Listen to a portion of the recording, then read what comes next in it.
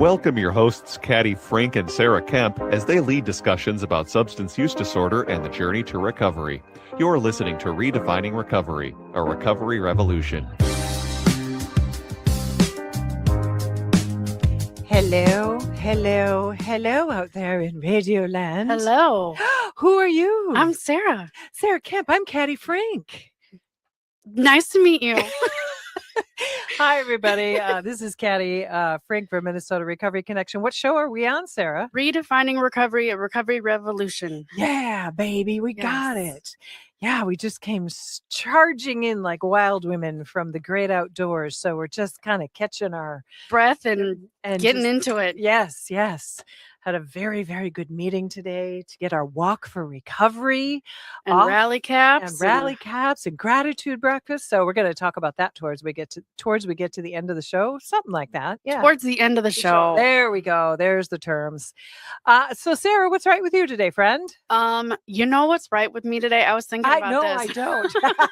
What I was thinking about, because last weekend we celebrated Eric's sister's birthday. Partner, Eric. My boyfriend, Eric.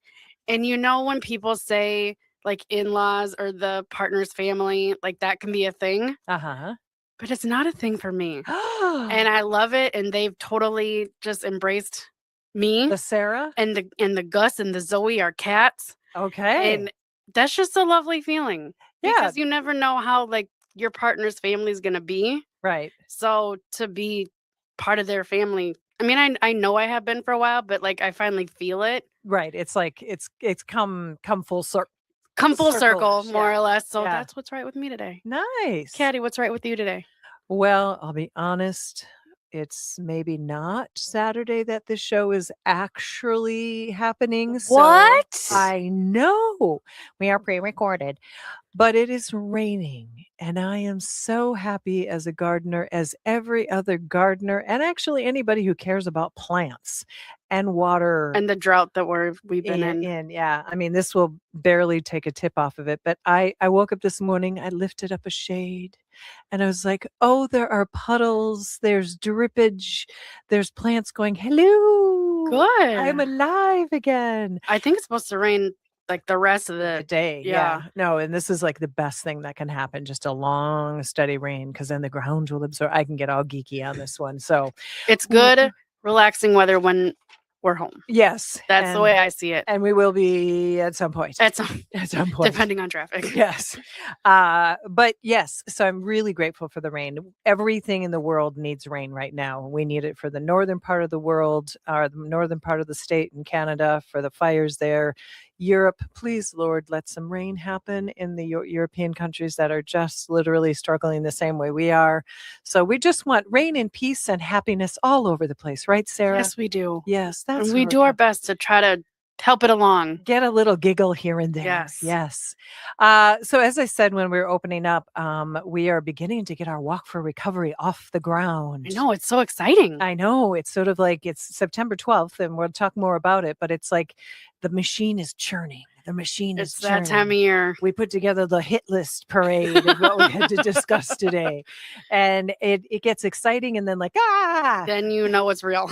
Yes. So we just want to let everybody know that, our recovery community is super important to us. Yes. And bringing people together, having them talk about recovery, have them know that recovery exists, however you see it. And if you check out our social media, your girl has been posting like crazy about Recovery Month, the Gratitude Breakfast, the Walk for Recovery, Rally Caps. So check it out if you want more details. We'll talk about it, but just there's more graphics and fun things on our social media. Because she's become a Canva mad. I have. It's very funny, as we evolve in our careers, I've been in it for a little while now, but it is one of many careers that I've had. And Sarah has taken on almost all of the social media. Well, actually, all of the social media. And it's fun to watch you, and then you teach me, and then I know what I'm looking for. But it's fun to see as recovery begins to envelop somebody, how much they grow. Yes, and the new skills that come out that you didn't know you had. Or you're willing to develop. Yeah, that too. Yeah. That too. Because let me tell you, social media is its own animal. Because every time I got to do something a little bit different to keep people engaged, but get the same message across. And Gotta get creative is Yeah. what it is. Mhm. Well, and I think about Rachel at work. Rachel, who is one of our navigators with AmeriCorps Recovery Corps, and the idea that this is an individual that's just taken a Yes. big leap, and to watch that happen, and watch Tom envelop and develop, and watch the people that we know, Darnell, you, I mean, all of us, myself included. Yeah. You know, when we first Our walked in, volunteers. our volunteers, absolutely, 100%. Our class, our students, when you see people grow, and I had a great conversation too. I'll talk about that later, but it's just, it's exciting when people can believe that recovery can happen, that when you decide to take a look at your substance use disorder, and we're going to talk about mental health and substance use disorder today. That was a nice walk-in, That wasn't it? That was. was really good. Right in there. And when you begin to be able to put the pieces back together, things begin to work out. They do. Imagine that. Who would have thought? Who would have thunk? Not me. Yeah. No, I wouldn't have thought about it. I had a really interesting conversation with a young man 2 nights ago, struggles with alcohol use. And he's in that just beginning to want to acknowledge, but afraid to acknowledge that there's something going on, knows it's a problem, but won't even say that I Have a problem. drink too much. I mean, he can't even say those words. And I'm like, oh man, do I remember that? You know, like Yeah. you, Yeah. like You didn't want to admit it no, it's because if you admitted it, then it was real. And then you most likely had to do something about it. something. Yeah. And that's what I was saying to this young man. I said, you're taking steps. He's like, yeah, but I feel like I'm not doing anything. And I said, are you talking about it? He's like, well, kind of. I'm talking to you. And I'm like, yeah, you are. And that's the first step for some people. Yeah. And he says, I guess I can look at you as an ally. And I'm like, yes. There you go. And then we shared that we had some common experiences, DWIs, and having some mental health issues, and just the struggles through life. He's had to deal with passing of humans, parents unexpectedly, or a duration of a long process. And I said, I've had fast and short. Yeah. And so when somebody realizes that they're not alone, Sounds like peer services to me. hey, That's what that is. well, what do we do at Minnesota Recovery Connection? Let's see. We got a couple minutes before we take a break. What is it that we do at Minnesota Recovery Connection at our essence? Peer-to-peer services provide individualized, participant-centered care. The way fancy. Because our care is individualized. The goals that we create with our participants is individualized. We do edumacation. I like to say it that way because it's fun. We teach individuals who want to become peer recovery specialists. And we do advocacy. So our Walk for Recovery coming up is one of our biggest advocacy events that we have. Like huge advocacy. And to me, and you think about it too, when I talk about the Walk for Recovery, it's not just that we have the Walk for Recovery for our recovery community. What else is it? Well, you just threw me under the bus. I think it's for the community and for people. She's motioning to me. You can see me on camera. I'm doing things. For the community, for people that may not know exactly what recovery is, they can learn about it. Or if they're in early recovery, they can get resources. Spend time getting to know new people. Have amazing food from all the food trucks we're going to have. Also, I wanted to just, because I always bring it back to food. I got to bring it back to food. The other thing that I think is also important, it's the allies to the recovery community. Oh, that's what you were trying to get me to say. I was working it. It's getting bigger. Because it's the allies that keep us alive. Yes. In a lot of cases, it's your Eric, it's my Eric, it's your now family that you feel like you are one of. Yep. Those are all people. And my parents come every year. Yeah. And it's about building community where community doesn't even necessarily know where it fits. And I think if we invite all kinds of people, we get to say, it's okay to not be okay, and it's okay to be fantastic. And somewhere in the middle. Yeah, because it know? is. So we're gonna take our first break. We're just keeping on. It's a Sarah and Caddy show today, obviously. But we're gonna come back and we're gonna talk about mental health and co-occurring with substance use disorder and where those two play in a very similar sandbox many times. Sometimes one begets the other or the other begets the one, is what I always say. So thank you for listening to Redefining Recovery, a recovery revolution here on AM 950. the Progressive Radio Station.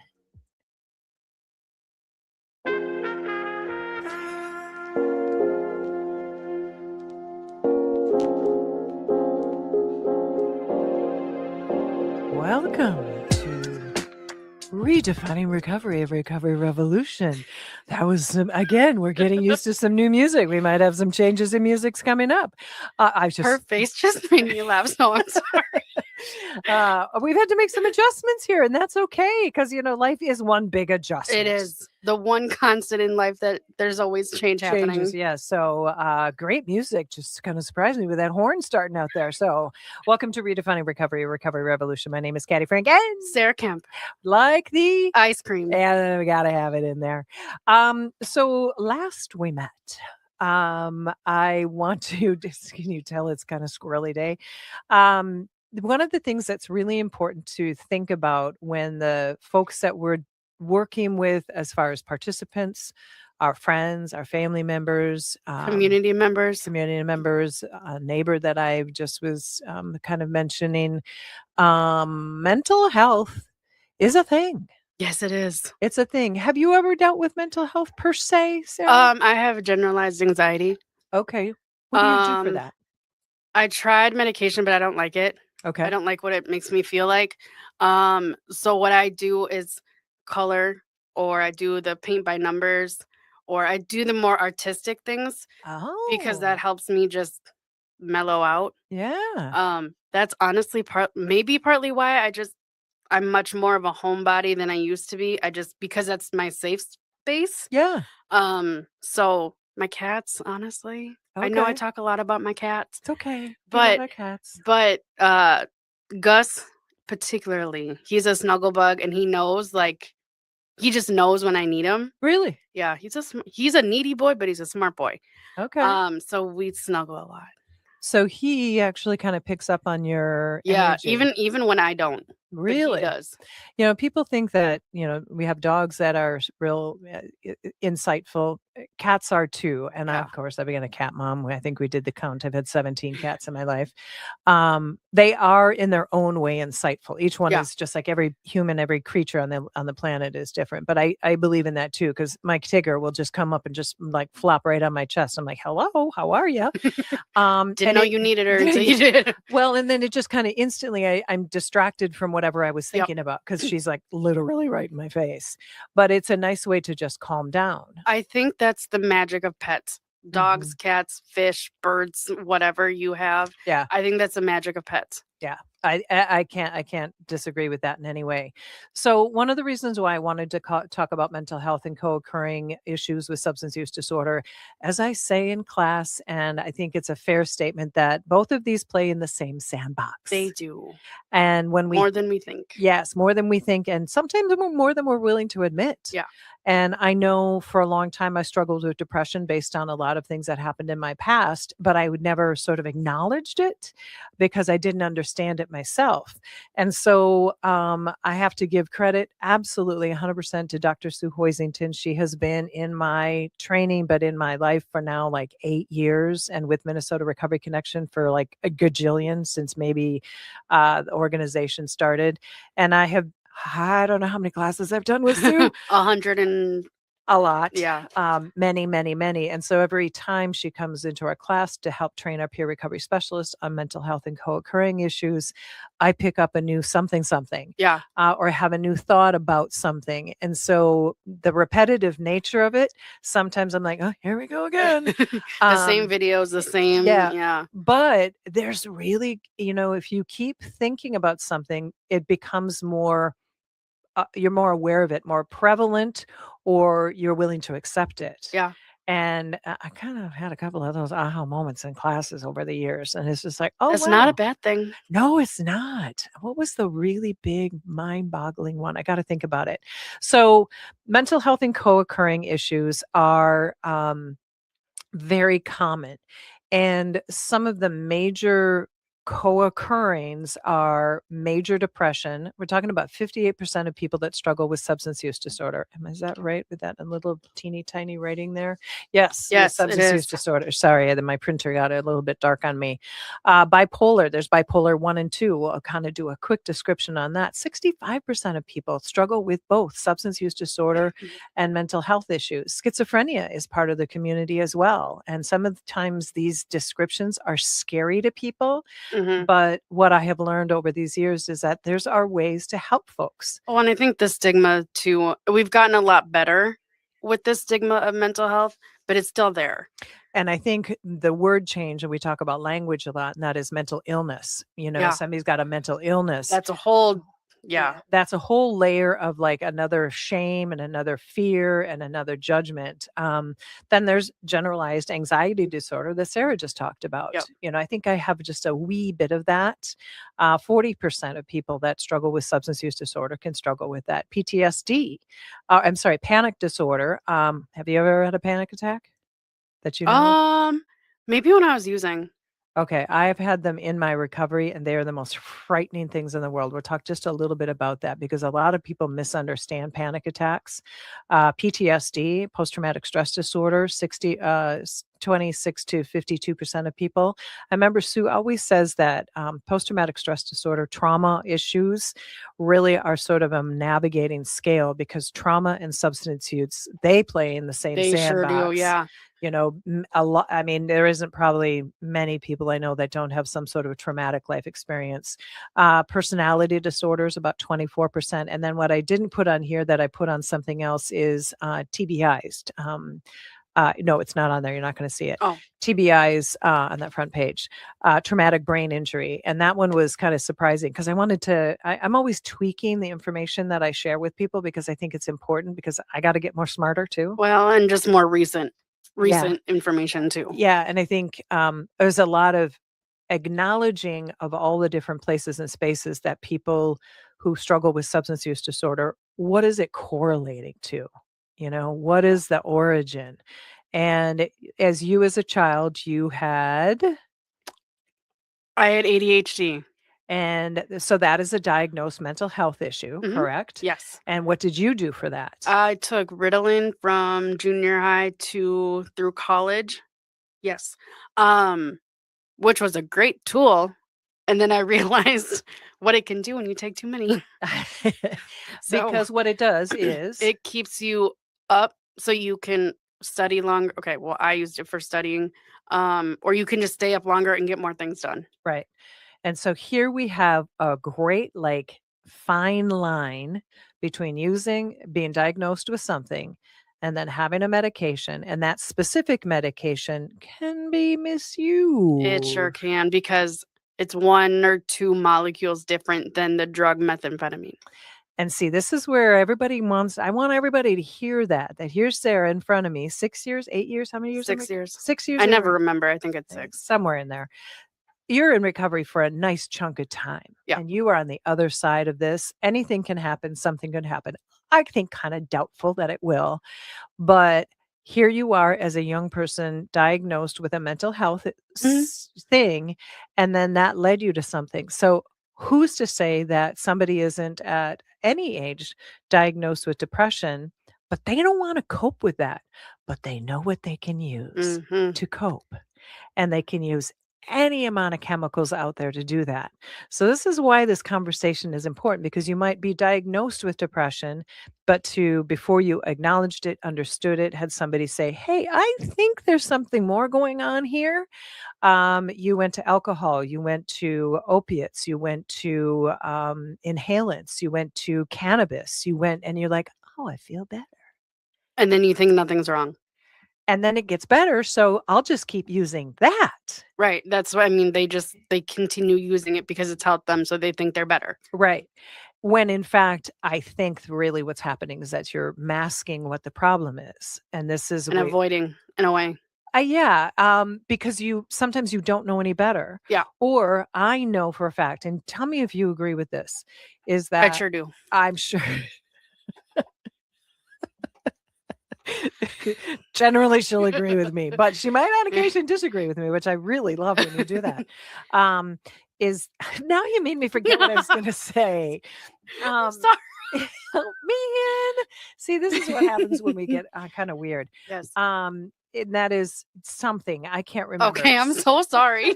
I was going to say something. Sorry, folks. Wait a moment there. So what I want to talk about is depression. There's two different kinds of depression that I want to mention. There's persistent depression that might have been called dysthymia, or people might know as dysthymia back in the day. And this is persistent. So this is different from having a major depression. And this is when somebody might be feeling sad or low, or they've got a bad appetite or maybe a big appetite. They have low self-esteem. So that's persistent. And the way that Sue describes it that I think is important is that you're just kind of on a low grade, kind of Yeah. poopy. And Right? I believe like medications don't always work for persistent depression. They can, or but it's harder to yes, it's harder to like find that yeah. that right place. Yep. And then there's major depression, and those carry all of the same kind of characteristics. But in this case, you're very depressed. You're majorly uninterested in anything. Heavy mood or mood swings. Maybe you have thoughts of death or just not wanting to be seen or heard, or it has, and this is the way again Sue describes it, it has a major impact on your day-to-day life. Yes. That's the thing about these two different kinds of disorders. And I personally struggled with yet another one that my doctor diagnosed when my grandmother passed away, which I've mentioned a million times. I was like a different person. Yeah. And I went to see my doc. She's like, "What's going on with you?" And I said, I'm sad. And she said, "You've got situational depression. Yeah, you had a major impact in your life. And so let's give you something to kind of lift your mood a little bit." And this is where the SSRIs and SNRIs, all those bringing the serotonin up, bringing some of the dopamine up, kind of getting a better, Getting the brain kind of back and happy. Yeah. Or at least not Trying as down. to. Yeah, moving your mood up. And mood is described by many different things. And that was a change that I made now, 13 years ago? And I've never gone off of the antidepressant, and I'm never going to, because I never want to feel like that again. Yeah. And I'm just not willing to take the risk. No, why? Yeah. So so when we think about substance use disorder and depression, you hear you've got somebody who's low, who, I'll use myself as an example, used alcohol for quite a long time because it made me not feel like I was so low. Yeah. Because I was falsely high, even though I was drinking, which is a depressant. But it alters your mood. It alters your character. You get a little happy, get a little high. Then I would smoke some cigarettes and throw that into, yeah. Oh, it just shocked her. Wow. Oh, you didn't know that? No. Only when I drank, because it was a high low. It was a high low. Right. No, that makes sense. Yeah. So But I'm just shocked. yeah, well, don't be shocked. Well, I could probably shock the heck out of you. So we just want people to understand. And one of the things that has been extraordinarily helpful for people that are trying to understand depression, because this is what I was going to say. Culturally, a lot of times people think, "Oh, if I'm depressed, just pull yourself up by your bootstraps. Come on, just get over it. Move forward. Just keep yourself going." What's the video that Sue always plays? Big black dog. My big black dog. Yeah, that's a great tool, visual for people to show their family or friends that are struggling to understand what depression is. Mm-hmm. And what it does is it sort of shows this character and a big black yeah. dog, and how that dog will ultimately just envelop the And human. take over. And you can't see outside that. We want to hide our depression. We want to hide how we're feeling. We're not going to lie to people. We're going to use potentially chemicals to sort of overcome that. So if that's where stimulants can come into play.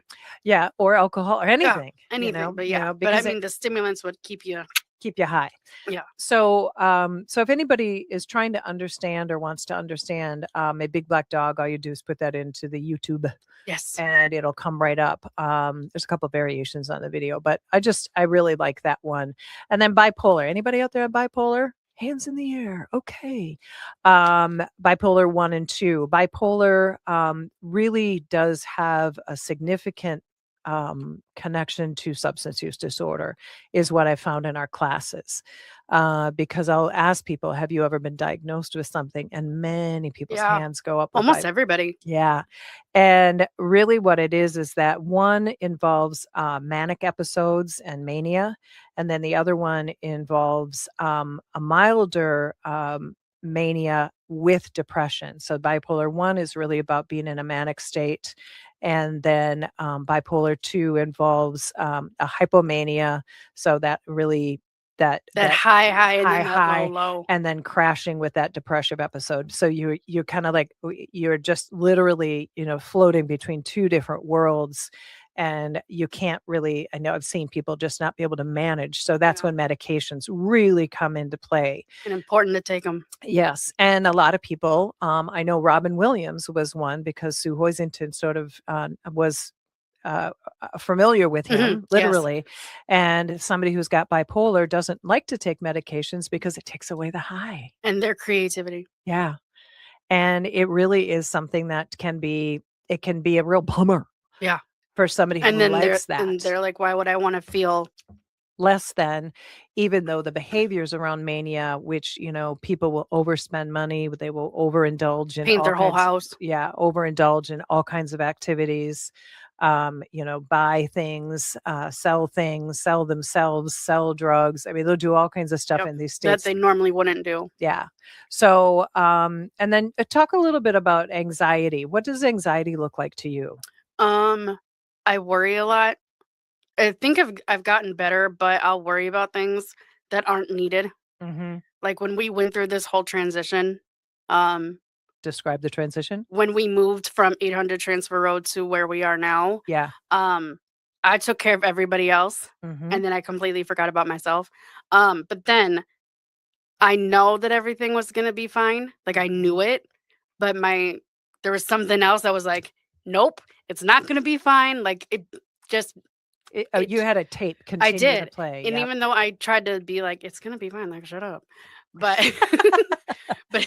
but it's still, it still ticked through. Yeah. So it took me a while to get used to this idea. Yeah. And comfortable with it, and actually not be upset by it. Yeah. But sometimes I just worry about things that I don't need to. Mm-hmm. But I think I've gotten more like in the artistic stuff, the coloring and the painting and all that stuff recently, and that's helped a lot. Yeah. Well, I think what happens is that we get ruminating on something, and we just keep kind of recirculating a story, and then it goes off in a squirrel event here and another squirrel event there, and then we're like, what am I thinking about? That's not what I need to be worrying about. And sometimes it happens when you're trying to sleep. Oh, Lord help me. Yeah. So you can be restless, you can feel on edge, you can have tension, your concentration comes and goes because we squirrel, I like that term squirrel. We squirrel all the time, Sarah and I. And you just can't follow through with things either because you're too distracted about what you might be worried about or what you're unclear about. And I think that's when we left our office at, like you said, at 800 Transfer Road and moved to a community workspace. Sarah was not. No, I didn't like it. I was not a fan. I was like, what is this? I don't think this is going to work. Even though I know what will make it work, it's just not what I'm used to. And I'm a creature of habit, which I've come to find out, which I didn't realize until after the fact. But I know it's all going to be fine. We're going to figure it out. And it's about that lack of knowing, understanding, and some discomfort that people will then use substances to escape. Maybe it triggers their anxiety or it triggers their depression. So imagine somebody struggling with their alcohol use or their any chemical, their opioid use, their methamphetamine use, and then something changes, something really big changes. Yep. There's where you are, or somebody passes away. you can slip into depression, and then your substance use could just go off the charts. And that's where substance use and mental health issues can really play havoc on Yes. someone. And when you're, and I know Rachel says this to people all the time, but therapy is always a great tool. My goodness, therapy, journaling, art, ways that you can calm yourself down. Yep. But most importantly, and I think this was, when I talked about my situational depression, see if you can find even a medical doctor. Therapy is something that you sometimes have to gravitate to, but Yeah. even if you have a doctor, or you even have like a clinician that you're comfortable with, admitting that there's something going on, because when we all go to the doctor, we have to fill out those forms. Are you feeling Every depressed? time. Are you Yep. feeling depressed? Are you feeling this, Are feeling you that? safe at home? Are you eating enough? And these are intentional, folks. These are the questions to answer honestly, because the job of the medical field, as challenged as it might be, is to help us. And if we admit we have something going sideways, these are the places and spaces that the help can begin to come in. Yes. And get resources where you can. yeah. And then, we've had plenty of people call who have been using substances. They call MRC and they're like, I'm just super depressed. I don't know. Can you help me? And we're like, sure. Yeah. Sometimes that phone call is the first step to making small but impactful changes. Yeah. And it's all really, it's all complicated. And I think the thing that, maybe even talking to this person that I talked to the other day, that first stuff of admitting something is just not right. Yeah. I can't even, but I kind of can. Can I put my finger on it? Is it this? Is it that?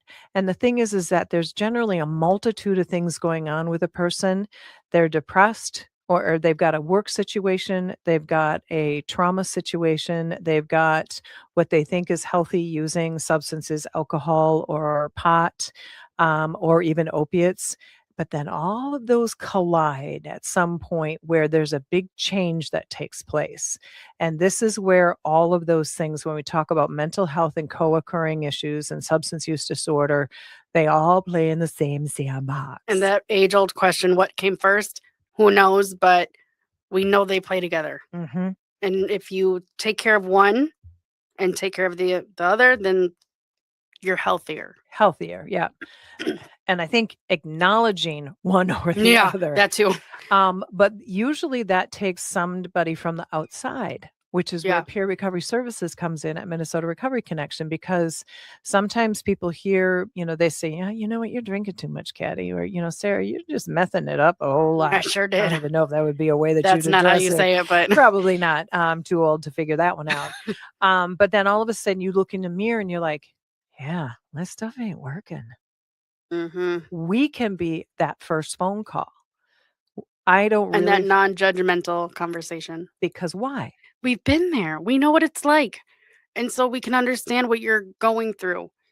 And we can be that listening ear to help you figure out what is next for you. What do you want to be next for you? Mm-hmm. We're not going to tell you what to do. We're going to ask you what you want to do. And in that asking, sometimes people can answer their own question if they're given enough space to just talk. And silence sometimes. Silence. It's hard in my head. There's a lot going on in there. But it really sometimes is, you sitting with your cats, you doing some art, some of you just sitting outside looking at some trees. Yeah, because you love sitting outside in the summer. I did it last night. I was out. The temperature was dropping. I was like, oh, this is so pretty. I watered some plants, even though I knew it was going to rain. I just wanted to keep the kids alive out there. But I had both the cats out there, and I shooed one in because she was being kind of, but then Morky was running around, and he's like, play with me. Oh, sure. So I played with him, and then I just sat outside. It was, dusk, and it was getting dark. My little floater lights were coming up, not floater, my little solar lights. There we go. We're coming on. I'm like, oh, pop, pop, pop, pop. And I'm like, oh, it's just quiet. Yeah. It was just quiet. And sometimes with all of the noise that's going on and our phones and our faces, sometimes we just have to let quiet step in, because sometimes those are the places where the answers can come in. And just peace. Peace, giving yourself permission to have some downtime.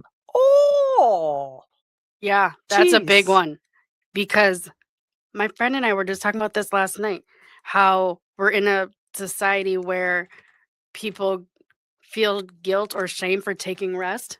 Mm-hmm. Don't feel that way, or try not to, because it's important to take care of yourself. Yeah. Because if you don't, then you're not showing up for yourself or your family. And then Sarah would preach. Take care of yourself, self-care all day. Well, not all day long, Yeah, but not all day long. but it's important. Yeah. What it does is it rejuvenates us when we Yes. take the time and consciously do it. We're about ready to take our second break. I want to say thank you for listening. And hopefully, a little bit of what Sarah and I have said, it may be a little uncomfortable or it might be a little unfamiliar, but you might hear people talking about things like this. And then just walk into that space like, hey, tell me more about how you're feeling. Tell me how you're talking with this really cool I know, I was music. gonna That's say. kind of just makes you kind of smooth in your seat. Thank you for listening to Redefining Recovery.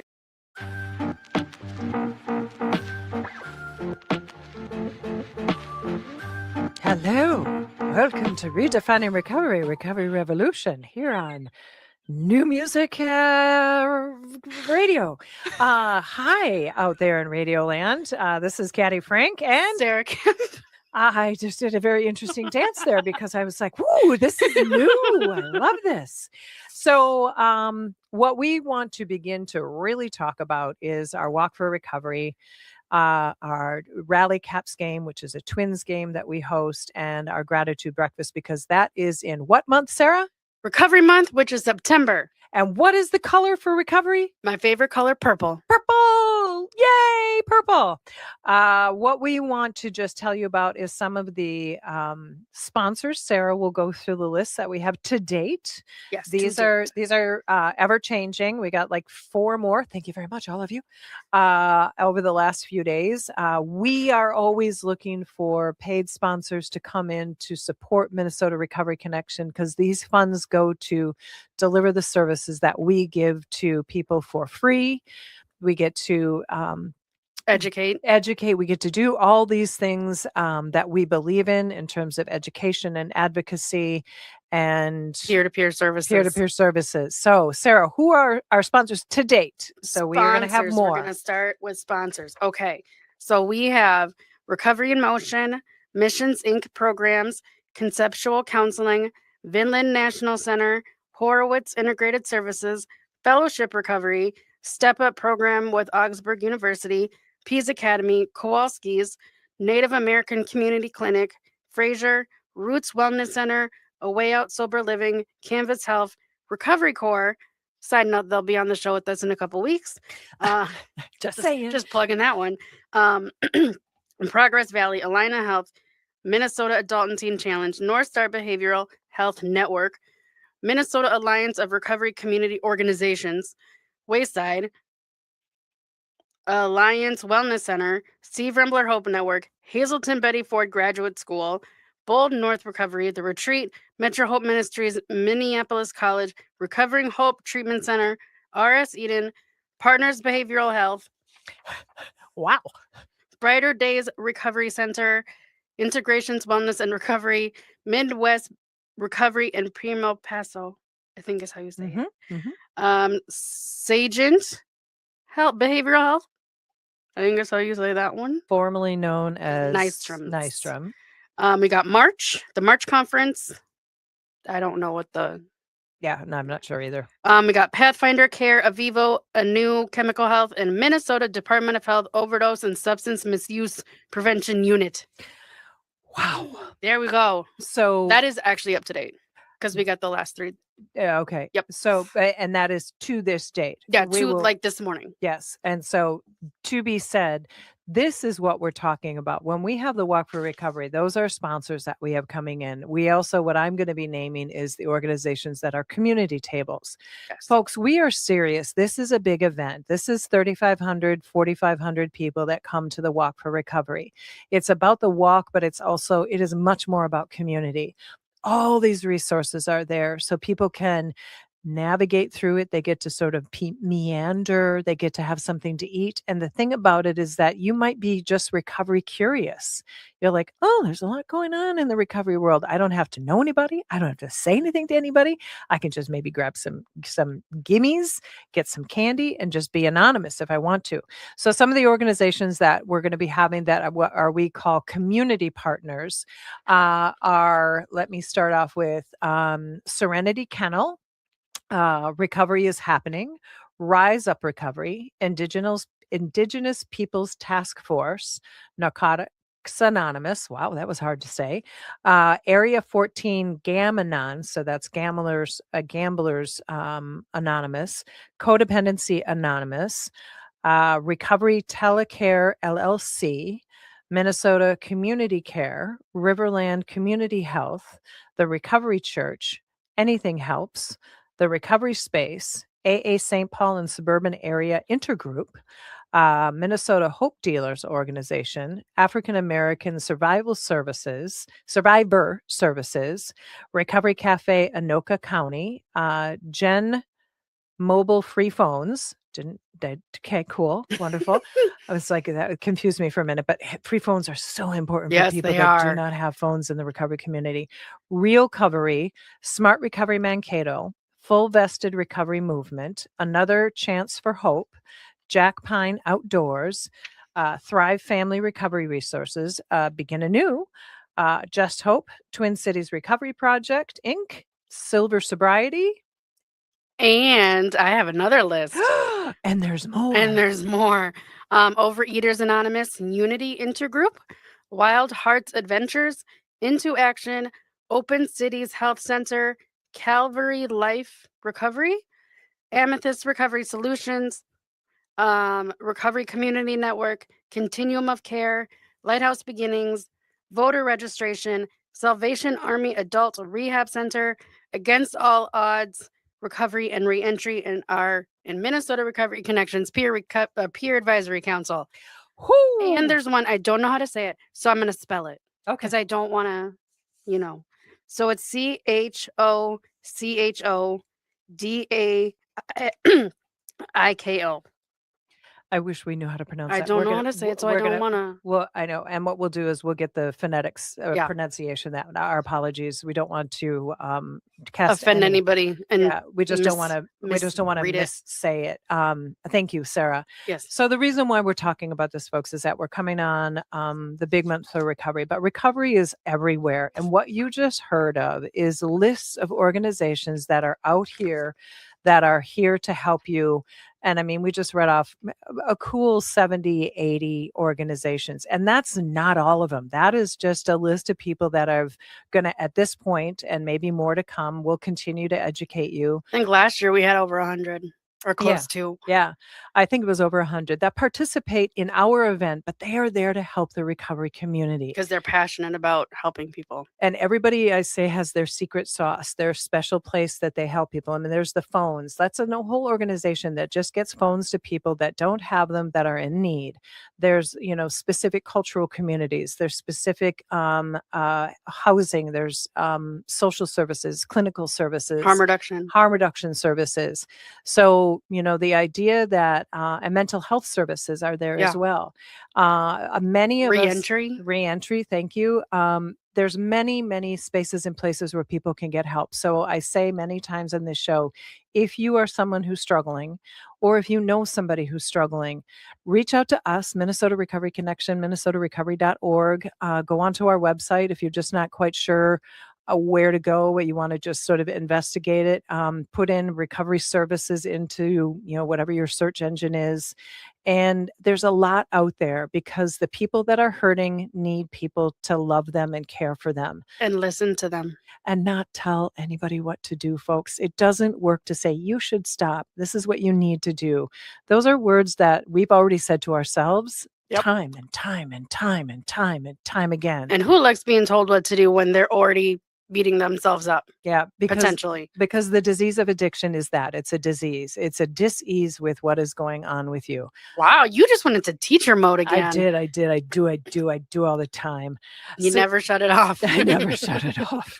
And one of the things I'm on a special project to do a kind of a combination of mental health and substance use disorder education for people. And I think that's going to be helpful for a lot of people who want to dabble in both areas because and learn more about both.